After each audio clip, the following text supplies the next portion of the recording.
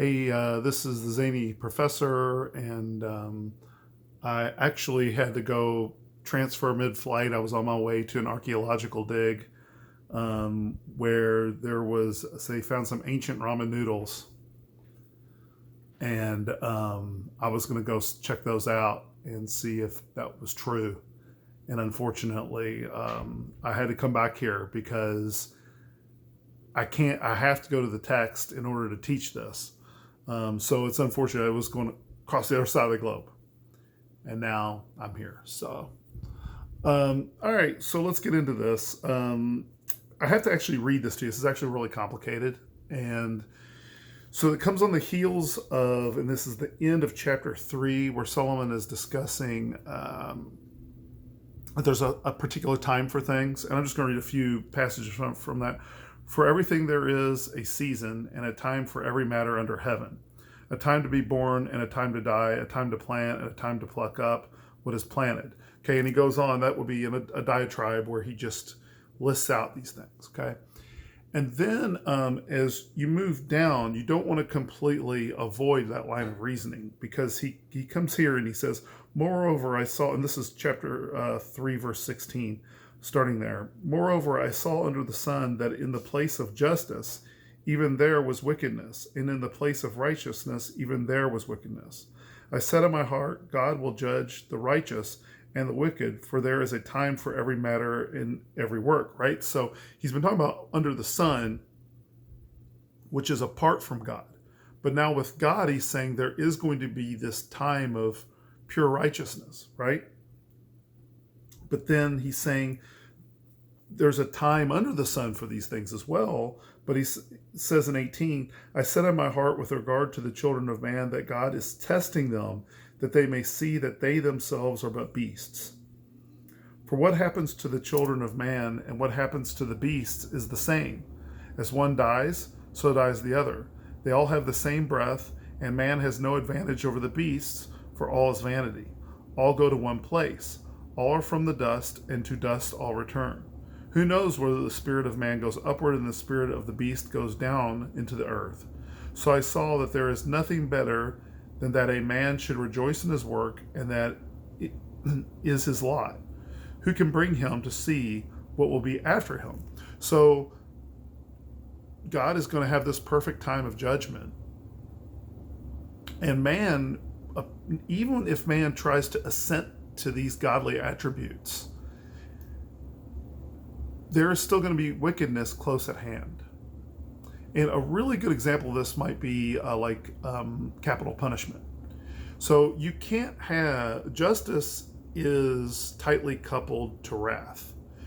If there is no threat of wrath, there is no justice. If there are no consequences for your actions, then there can't be justice. There has to be wrath. And so mankind attempts to engage in wrath, typically at a state level, hopefully, and they get it wrong sometimes.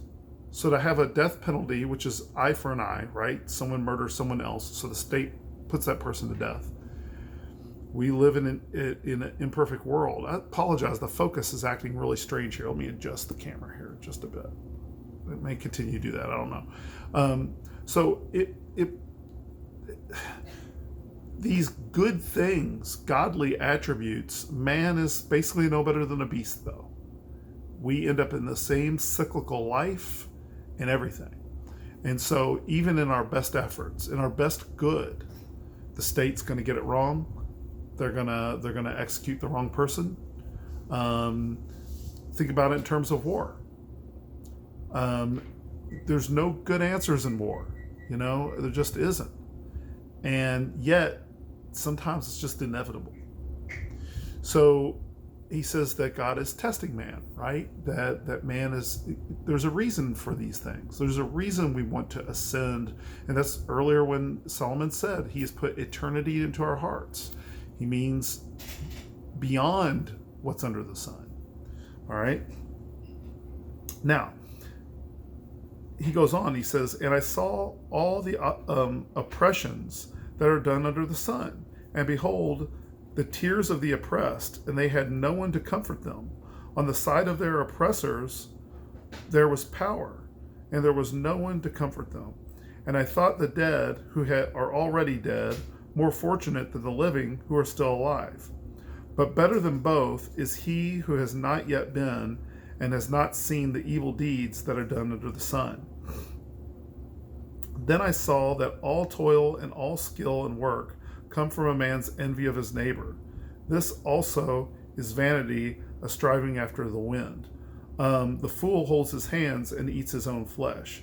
Better is a handful of quietness than 2 hands full of toil and striving after wind. Now, all right. So he's saying you have one of 2 choices.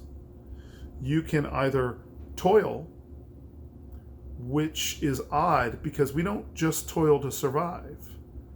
We don't go, okay, well, I've got enough for shelter and I've got enough for food. I'm good. And I've got enough for clothing. We don't do that. In America, we call it keeping up with the Joneses. Maybe they call it the same thing somewhere else. I don't know. But the point here is that there's just no middle ground.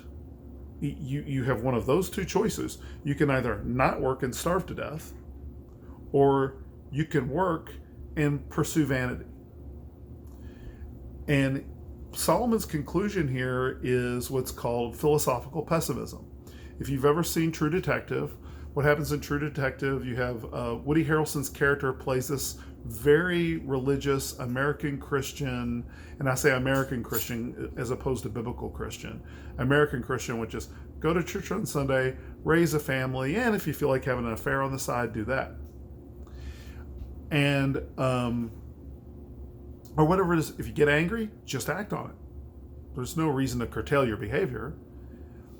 Meanwhile, his partner, Cole is his name, the actor's escaping me at the moment for some reason, maybe because I'm getting old. He's a philosophical pessimist, and he believes we are better off never being born. He says, I'm a hypocrite because I lack the constitution to kill myself. If I really believed what I said, I would kill myself. And he says, basically, I think that bringing children into this world is wrong. And he says, you're just better off not being born because this world's so evil.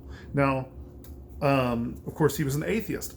I think Solomon, in his wisdom, would agree here. He would say, yeah, if there's no God, that's true. And we're going to look at that.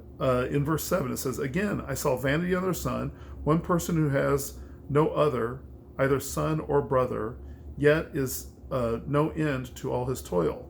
Actually, I need to skip down a little bit. Better was oh man, I missed it all together. I apologize, and I don't want to spend all the time working on that. But what he basically says is those who have passed away are better off than us now because they're not caught between these 2 places.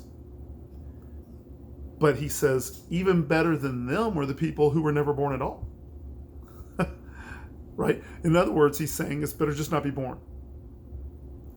Fascinating. This is very different. By the way, the Woody Harrelsons of this world, the American Christians, really struggle with this because they've been listening to some really bad teaching for a long time and have never been exposed to true biblical teaching. Well, they've been exposed to it, but just the teachers. Quick side note, we're too busy looking at documentation and, MDiv, you teach, you can teach. And not looking at who is gifted to teach. We've lacked the discernment to look for teachers who've been gifted by God to teach. We're looking at someone who has an MDiv now. Not put down to people who have MDivs. That's not what I'm saying. I'm simply saying that process has been going on a long time. We're seeing failures in our churches. And it's getting really bad. Here, I mean, I'm just telling you, there's some, I don't want to go into it now, maybe in a future video, but the things going on in American religion across the board.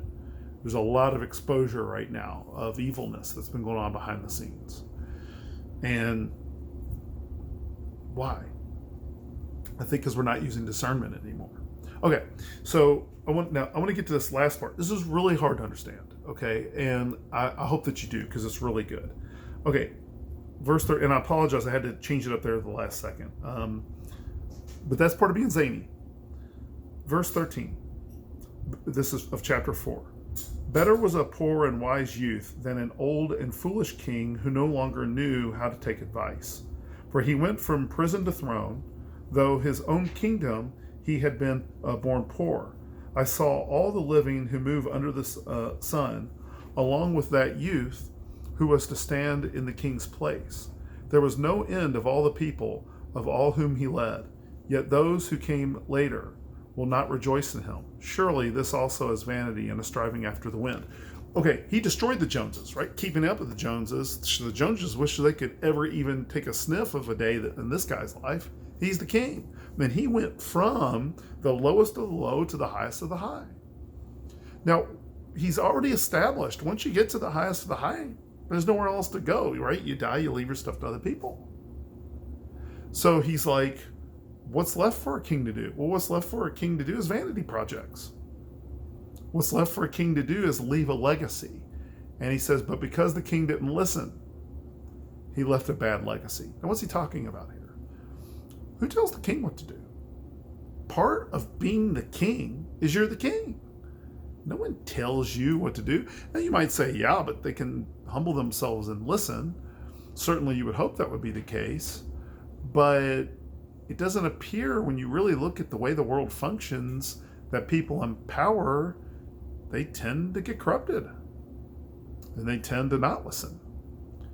It's kind of comes with it's one of the fringe benefits of being at the top of the food chain. You don't have to take orders.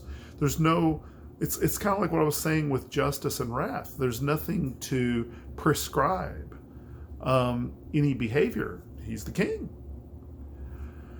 A good example of this is J.K. Rowling in her last book. I remember, man, people were so excited for that last Harry Potter book. Not the most recent books, the last of the originals. And a friend of mine pointed that out. I was like, what are you talking about? So, the last of the originals. And the reviews were not too hot for that book. I like the movies. I've never read the book. I've only read the first book. But people were just not into this. The reviews were not as good. And what they said was the problem was J.K. Rowling didn't have an editor anymore. Now, if you look at the credits, there's an editor for that book. What they mean is this. In her first book, an editor could say, you got all these problems, and you got to fix them. But in her last book, she's J.K. Rowling now. You can't tell her how to write a book. Who are you? You've never done the things she's done. And some have said that was the problem with that book. They said there was a lot of book went places with kind of loose ends and bad plot lines, and kind of it was kind of bloated and just wasn't really a necessary book almost, even though it was the end. And again, not speaking from experience, just what I've heard others say about it. So she was at the top of the line. There's no reason to listen. And that's what Solomon's saying is the benefit of being a king is also the downfall. The benefit of choosing to toil is also its downfall. The benefit of not choosing to toil is also your downfall. So life itself is ultimately a downfall. Again, go to an American Christian church. That ain't going to be the message. They're not going to bother. I remember I got done preaching this and looked at the congregation. So it was a bright Sunday morning and said, well, you're probably the most depressing church on the planet right now. But there's a reason for it. There's a reason for it. Jesus said, I came to give life and that they may have it more abundantly. He doesn't want, this life is not the life of this world is not the life God intended for any human being. The life he intended is the life that's offered through salvation through Jesus Christ alone. All right, like and subscribe. Have a good one.